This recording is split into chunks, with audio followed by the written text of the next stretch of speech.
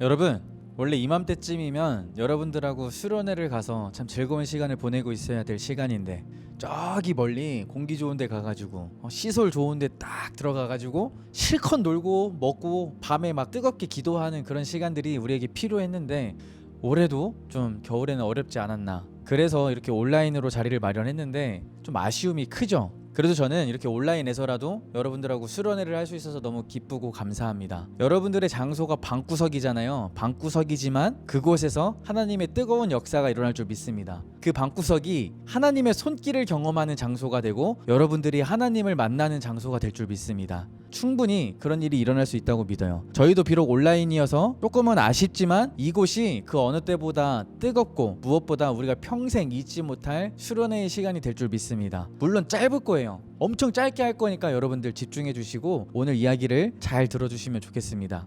그래서 저는 오늘 약간 설교 컨셉을 바꿨어. 수련회를 가면은 이제 교회 건물에서 많이 떨어져 있다 보니까 제가 마음이 되게 편해지고 굉장히 솔직해집니다. 그래서 안 해도 되는 얘기들 계속해. 그냥 하고 싶었던 이야기들, 마음에 담아뒀던 이야기들 계속 하는 거지. 왜냐면 수련회에서 너희들이 도망갈 수 없잖아. 그 멀리 왔는데 도망갈 수가 없잖아요. 그걸 내가 이용을 해서 계속 떠들고 막 이야기가 산으로 가도 어떻게 들어야지. 약간 저는 그런 컨셉으로 가볼까 생각 중입니다. 지금 여러분들이 제 앞에 이렇게 수련회에 와서 앉아 있는 거야. 나는 마음이 편해져가지고 투마치 토크를 하기 시작을 하는 거죠. 그래서 제가 좀 편하게 이야기를 하더라도 여러분들이 수련회에서 저렇구나 하고 너그럽게 들어주시면 너무 좋을 것 같습니다. 오늘의 투마치 토크는 뭐냐면요, 제가 지금까지 중등부 사역을 하면서 중학생 아이들은 이렇구나, 중학생 아이들은 어떤 아이들이다, 이런 식으로 한번 정리를 해보려고 해요. 솔직하게 제 마음을 이야기해보려고 합니다. 제가 생각하는 중학생이란, 이런 제목이 되겠네요. 근데 사실 이 중학생이라는 말은 교회에서는 사실 바람직한 단어는 아니에요. 왜냐하면 중학생이라는 뜻이 중학교 다니는 학생이라는 뜻이잖아요. 근데 교회는 중학교뿐만 아니라 학교를 다니지 않는 친구들도 충분히 올 수 있고 이미 와 있는 공간입니다. 대안학교라든지 홈스쿨링이라든지 충분히 학교를 다니지 않아도 올 수 있지만 중학생 하면은 뭔가 학교 안에 있는 친구들만 와야 될 것 같은 느낌. 그래서 사실은 적절한 단어가 아니에요. 아니지만 청소년이라고 하기에는 뭔가 아쉬워. 왜냐면 나는 너희들한테 하고 싶은 이야기가 있거든요. 너희들한테 필요한 이야기, 그 중등부 아이들한테 필요한 이야기를 해주고 싶은데 그 단순히 청소년 이러면은 고등부까지 포함이 되는 거니까 뭔가 중등부 아이들만 해당되는 그런 단어가 없을까라고 고민을 했는데 적절한 단어가 없더라고요. 그래서 제가 중학생이라는 단어는 쓰지만 이게 막 적절한 뜻은 아니다. 근데 사실은 제가 말하는 그 중학생은 학교 다니는 아이들만 의미하는 게 아니라 여러분 모두를 의미하고 있다라는 정도를 기억해 주시면 좋겠습니다. 좀 약간 서두가 길었죠. 오늘 투마치 토크니까 이런 것도 양해해 주시길 바래요. 제가 생각하는 중학생, 저는 사역을 처음 시작하면서부터 중학생 아이들을 만났어요. 중등부 사역으로 지금까지 계속 시작했거든요. 근데 처음부터 나는 중등부 사역으로 이 한 몸, 이 인생을 불태워버리겠어, 헌신해버리겠어, 이렇게 생각한 적은 없었어요. 그냥 어떻게 우연히 중학교 사역이 생겼고 그래 좀 하다가 한 2년 있다가 다른 부서로 옮기면 되겠다라는 마음으로 중등부 사역을 시작했던 것 같아요. 근데 중등부 아이들을 제가 처음 사역 시작할 때 딱 만나게 됐잖아요. 딱 만나는데 그 아이들이 딱 처음 만나는데 그 전까지는 제가 중등부 애들을 어떻게 봤냐면요, 지나가다가 중학교 교복 입은 애들 막 지나다니면 좋을 때다, 좋을 때네, 그냥 딱 이 정도, 그 이상 그 이하도 아니고 아무 생각이 없었어요. 아무 관심이 없었던 거지. 그랬던 애들인데 제가 사역하면서 처음 딱 중학교 애들 만나는데 느낌이 전혀 다른 거야. 제 중학교 때의 모습이 오버랩이 되기 시작했어요. 제가 중학교 때 어땠냐, 저는 중학교 때 하나님을 만났거든요. 제가 진실되게 하나님을 믿기 시작한 게 바로 중학교 때였거든요. 그때가 생각나니까 이 아이들을 딱 보는데 그때의 그 신웅이가 떠오르는 거야. 중학교 때의 신웅이가 막 앉아있는 것 같고 중학교 때의 신웅이가 걸어오는 것 같은 거야. 그러다 보니까 너무 사랑스럽고 너무 뭔가 애틋하더라고요. 그냥 울컥하는 그런 기분이 들었어요. 그때 저는 확신하게 됩니다. 내가 여기 아무 생각 없이 온 줄 알았는데 이곳을 하나님께서 보내셨구나. 그 아이들을 바라보는 내 마음이 사역하기 전과 사역 시작한 그 첫날이 너무나 달랐어요. 아무나 관심 없던 그 아이들이 사역 시작하고 나니까 너무나 애틋하고 너무나 특별하게 보였거든요. 자, 제가 중등부에서 만난 첫 중학생들의 이미지가 이렇습니다. 그 아이들과 이제 사역을 시작하게 됐어요. 사역을 시작하는데 저는 열심히 설교를 준비해서 설교를 했죠. 근데 저는 이렇게 생각했어요. 내가 열심히 설교하고 내가 뜨겁게 하면은 이 아이들 다 무릎 꿇고 울고 회개하고 막 다 뒤집어지고 난리 날 거야. 그런 확신을 가지고 제가 설교를 하는데 무반응.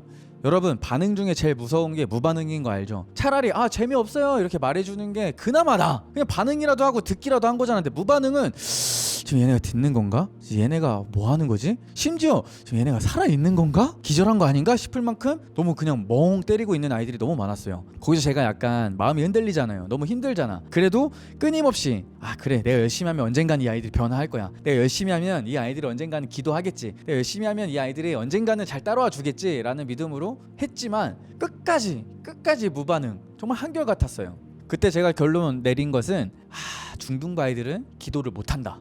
얘네들은 내가 아무리 해도 기도를 못하는 애들이다 이런 결론을 내렸었거든요. 그러다가 연합수련회를 가요. 연합수련회가 뭐냐면 전국에 있는 기독교 중고딩들이 다 모이는 거예요. 그래서 막 몇천 명이 모여가지고 엄청 큰 수련회를 같이 하는데 그런 큰 수련회는 엄청 유명한 목사님들이 오세요. 설교로 막 우리나라 탑먹는 목사님들 막 날라다니는 목사님들이 와가지고 막 설교를 하신단 말이야. 근데 나는 너무 그 목사님들이 걱정이 됐어. 와 우리나라에서 최고 잘 나가는 목사님들인데 최고로 설교 잘하는 목사님들인데 우리 애들 만나고 나처럼 현타가 오면 어떡하나 그런 고민이 되는 거예요. 우리 애들은 무반응인데 아무리 웃기고 아무리 설교를 잘해도 무반응인데 아유 어떡하나 그 1타 목사님들 제가 걱정했다니까요. 그런데요 여러분 놀라운 일이 벌어졌어요.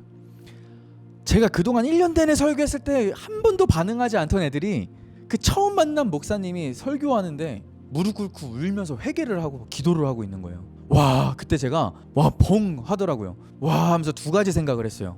얘네가 기도를 할 수 있는 애들이었구나. 이게 첫 번째 생각이었고 두 번째 생각 나는 그동안 뭐 한 거지? 내가 그동안 뭐 했을까? 뭔가를 열심히 하긴 했지만 달라진 게 없었거든요. 근데 처음 온 사람이 이 아이들의 마음을 움직이고 기도를 시키고 눈물을 흘리게 하잖아요. 그런 모습을 보면서 난 대체 뭐 하는 거지? 와 너무 자존감이 낮아지더라고요. 그때 내가 하나님한테 계속 기도를 하는데 하나님이 마음속으로 이렇게 위로를 하시는 것 같았어요. 뭐였냐면 집밥이 생각나게 하셨어요. 집밥. 아 나는 뭘까? 난 뭐지? 나 전도사 맞나? 이런 고민을 하고 있는데 내 마음속에 집밥이 딱 떠오르는 거야. 집밥이 하면 무슨 생각나요? 집에서 맨날 먹는 밥이잖아요. 그런데 외식은 가끔 하지만 맛있어요. 정말로 맛있고 근사하고 정말로 막 분위기 좋은 데도 가고. 그런데 그런 외식은 가끔 가는 거지만 매일같이 먹는 게 있어. 그게 뭐야? 집밥이라는 거죠. 집밥은 소소하고 정말 별거 아닌 반찬에 뭐 맨날 먹는 어떻게 보면 정말 지겹고 어떻게 보면 정말 뻔한 음식이잖아요. 그런데도 집밥이 사실은 우리의 건강을 매일매일 지켜주고 있잖아요. 저는 그래서 그렇구나. 그 설교 잘하고 그 우리 애들 울린 그 멋있는 목사님은 외식인 거죠. 분위기 좋고 아주 고급진 외식. 나는 소소한 집밥이 되어줘야겠다. 이러니까 마음이 너무 편해지는 거야. 매주 이 아이들의 사소한 집밥이 되어줘야겠다. 그래서 이 아이들의 시간 속에 나의 메시지가 나의 설교가 내가 말한 그 성경의 이야기들이 아주 사소하지만 소소하게 쌓이기 시작을 하고 그게 이 아이의 신앙을 지켜줄 수 있다면 믿음의 건강을 지켜줄 수 있다면 와 정말 가치 있는 일이겠다 이런 마음이 드니까 정말 마음이 너무 편안한 거야. 그 뒤로 저는 정말 욕심을 내려놓고 그래 난 집밥이다 하면서 설교를 하는데 무반응이죠. 무반응인데 옛날처럼 막 얘네도 왜 이렇게 무반응이지 이런 생각이 안 들었어요. 그래 난 집밥이니까 그러다가 가끔 화날 때도 있잖아요. 막 휴대폰 하고 옆에 있는 친구랑 떠들고 막 내 말 안 듣고 막 화나게 하는 친구들 화가 여기까지 올라오다가도 딱 생각하는 거지. 그래 난 집밥이다 이렇게 다짐했던 기억이 납니다. 그런 중학생들과 시간을 보내다 보니까 한 1, 2년 지나니까 이제 중학생 아이들은 이런 아이들이구나 라는 확신이 들었어요. 이제 중학생 아이들을 조금 이해할 것 같았어. 이제 새로 들어오는 신입생은 내가 정말 잘 맞이할 수 있겠다라는 자신이 생겼습니다. 그런데요 여러분 신입생이 올라오는데 와 전혀 다른 캐릭터들이 올라오는 거야. 얘네 뭐지? 우와 너무 신선한데? 정말로 처음 보는 캐릭터들이 막 올라온 거야. 1년 차이 나는 2학년들과 또 1년 차이 나는 3학년들과 전혀 다 달랐어요. 학년별로 그 1년이라는 시간이 정말 짧지만 너무너무 분위기가 다 다르고 개개인별로 너무나 캐릭터들이 너무나 독특했어. 저는 와 중등부는 진짜 알다가도 모르겠다. 이 중학생 애들 얘네 대체 정체가 뭘까? 어떻게 하면 이렇게 분위기들이 다 다르고 캐릭터들이 이렇게 다 다를까? 이런 생각이 들었거든요. 심지어 쌍둥이들도 가만히 보면 볼수록 비슷한 듯 보이면서도 서로의 성향이나 성품이 전혀 달라요. 그런 것들을 느끼기 시작했습니다. 저는 7년 내내 여태까지 똑같은 캐릭터를 단 한 번도 만난 적이 없어요. 지금 여러분들도 마찬가지야. 지금 1학년들이 올라왔잖아요. 얘네 보통 아니야. 얘는 완전 신박해. 완전 신선한 애들이 들어왔어요. 전 지금 너무 재밌어요. 와 또 신선하다. 와 어떻게 이런 캐릭터들이 있지? 그래서 저는 해마다 질린 적이 없는 것 같아요. 만약에 여러분들이 예측 가능하고 뻔했으면 너무나 평범하고 에이 걔네 뻔하지 뭐 걔네 분명히 이렇게 할 거야 이렇게 예측 가능했다고 한다면 저는 매해가 조금씩 지루해졌을 것 같아요. 그런데 매해가 새로운 거야. 와 얘네는 또 어떻게 얘기할까? 와 얘네는 또 뭘까? 와 얘네는 또 뭐라고 말할까? 와 얘네는 진짜 어떻게 할지 너무 궁금하네. 매해가 신선하고 매해가 재밌었던 것 같아요. 그래서 저는 중학생들과 함께했던 7년이라는 시간이 너무나도 한순간처럼 지나갔던 것 같아요. 너무나 빠르게 지나왔어요. 단 한순간도 지루했던 적이 없는 것 같습니다. 이렇게 얘기하면 조금 오반가? 근데 정말 재밌었어요. 저는 그게 여러분들의 매력인 것 같아. 예측 불가능하다는 거, 도저히 알 수 없다는 거. 우리 선생님들하고 이렇게 회의를 하다 보면 선생님들이 제일 많이 하는 이야기가 뭔지 알아요? 와 얘네가 어떻게 반응할까요? 와 얘네가 뭐라고 할까요? 와 얘네가 좋아할까요? 이런 얘기들을 계속해요. 왜냐하면은 해마다 해왔지만 모르겠는 거야. 지금 너네들은 그걸 좋아할지, 작년에는 좋아했는데 올해는 좋아할까? 재작년에는 좋아했는데 너희들은 좋아할까? 이런 것들이 너무나 모르겠는 거지. 그만큼 너희들이 특별하다는 거. 저는 이게 여러분들의 매력인 것 같아요. 중학생, 그 누구도 알 수 없는 시기, 그 누구도 중학생을 예측할 수 없다는 거. 그게 여러분들의 매력이고, 그래서 굉장히 귀엽기도 하고 사랑스럽기도 하고 또 재밌기도 하고 그렇습니다. 자, 그래서 제가 내린 결론, 제가 아는 중학생, 제가 지금까지 만나오면서 생각한 중학생은 모르겠다는 거예요.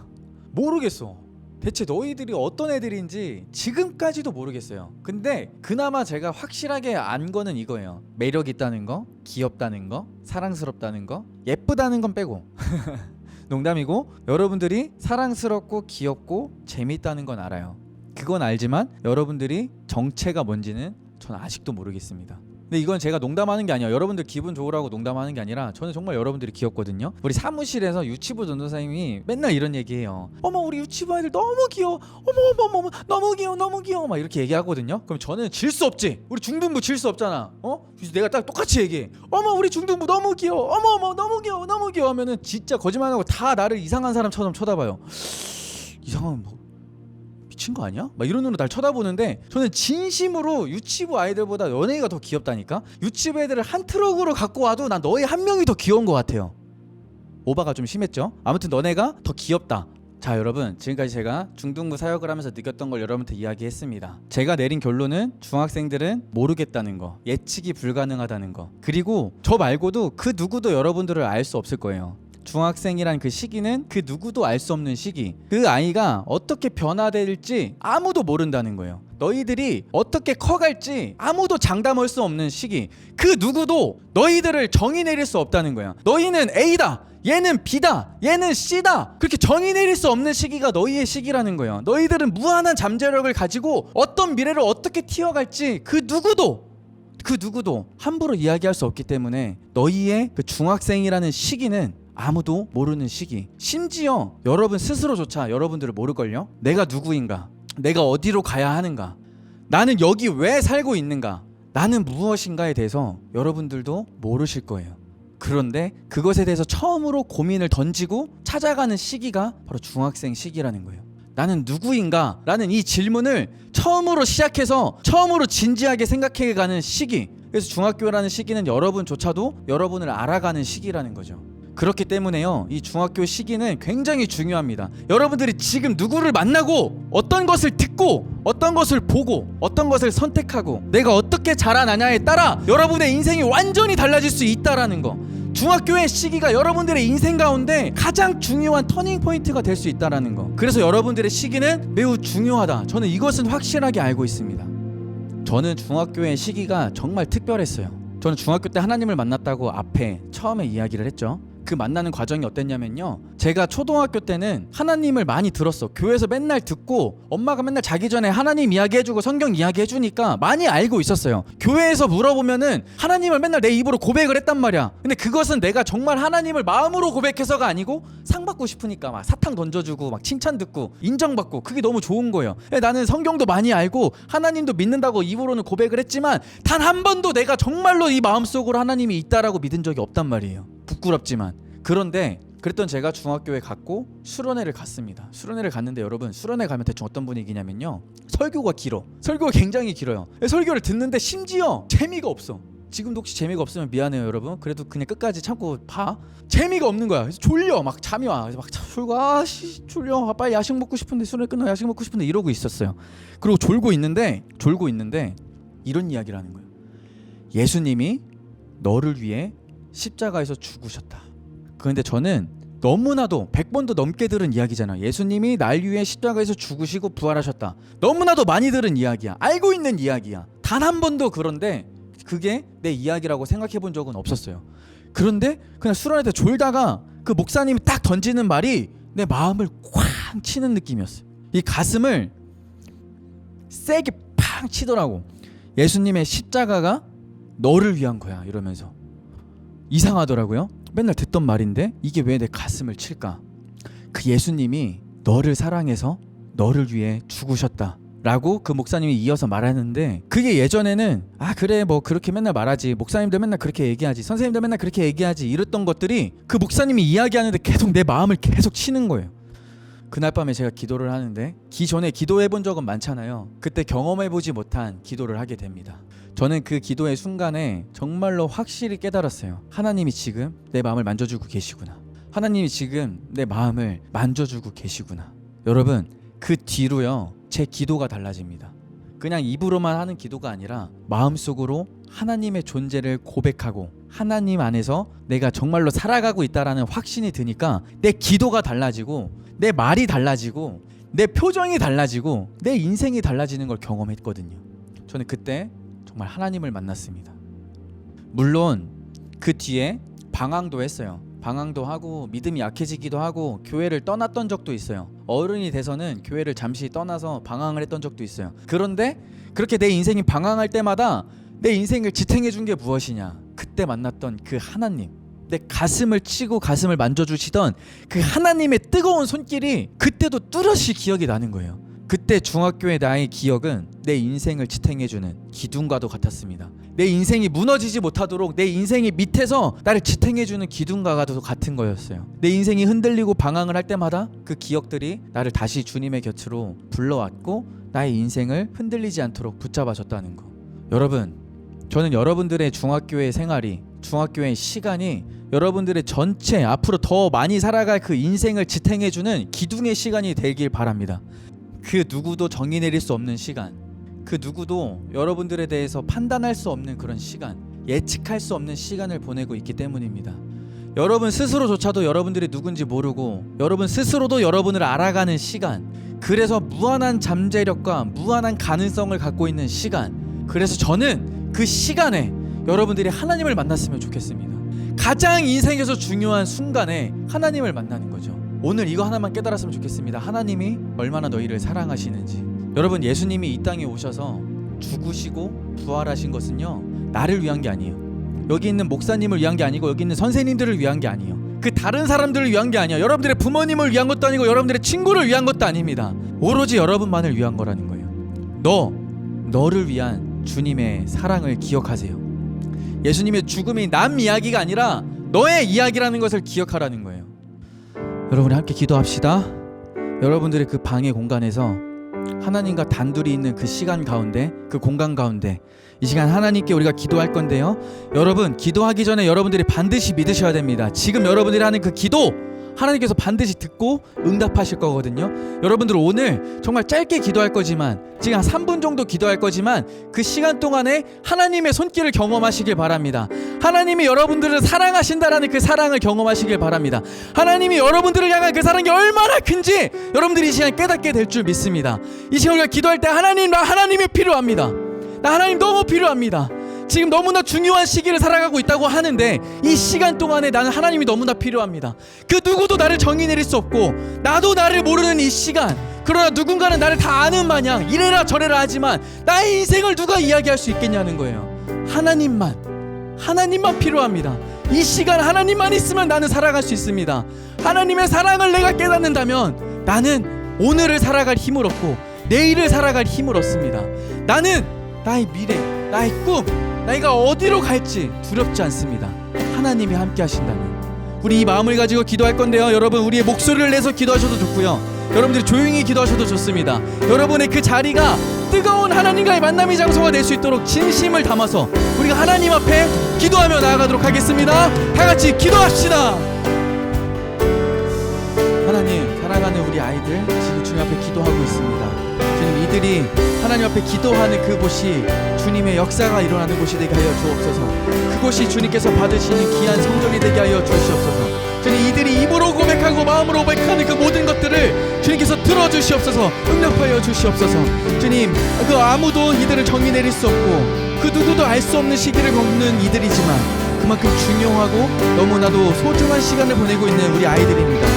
그것을 허투루 보내지 않도록 도와주시옵고 그 시간 동안 하나님과 함께하는 시간으로 하나님의 사랑을 충분히 풍성히 경험하는 시간으로 삼아주시옵고 이 아이들이 가는 곳마다 어디든 하나님이 함께 하시다라는 믿음을 주시옵고 그래서 어디로 가나 두렵지 아니하고 어디로 가나 주눅들지 아니하고 어디로 가나 담대하고 강하고 용기 내어서 살아갈 수 있는 주의 거룩한 자녀를 될 수 있도록 이 중요한 시기 가운데 하나님을 필요로 하는 이들의 마음 가운데 하나님께서 함께하여 주시옵소서.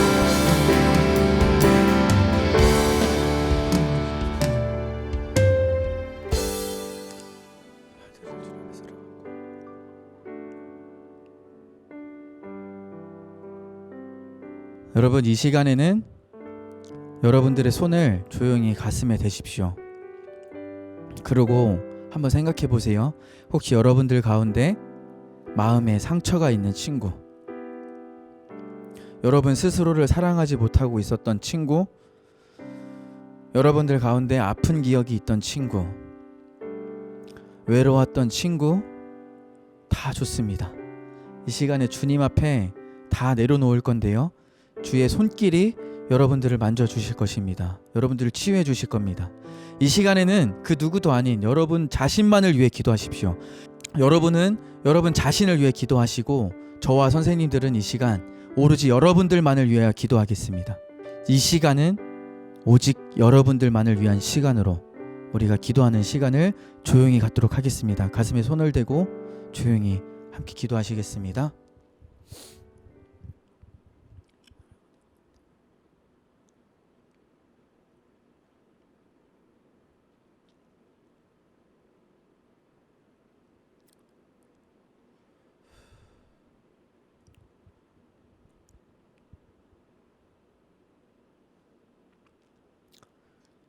주님, 주님께서 목숨 바쳐 사랑한 주의 자녀들이 주님 앞에 있습니다.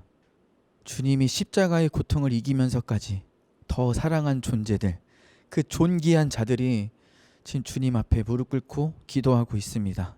이들 가운데 가슴 속에 상처를 안고 살아가는 자가 있다면, 이들 가운데 너무나 아픈 기억을 안고 살아가는 자가 있다면, 이들 가운데 지금 너무나도 힘들고 어려운 시기를 보내고 있는 자가 있다고 한다면, 이들 가운데 너무 외롭고 지친 자들이 있다고 한다면, 이들 가운데 혹시 자기 자신조차 사랑하지 못하고 있는 그런 자가 있다고 한다면, 하나님께서 얼마나 이들을 사랑하시는지 보여주시옵소서.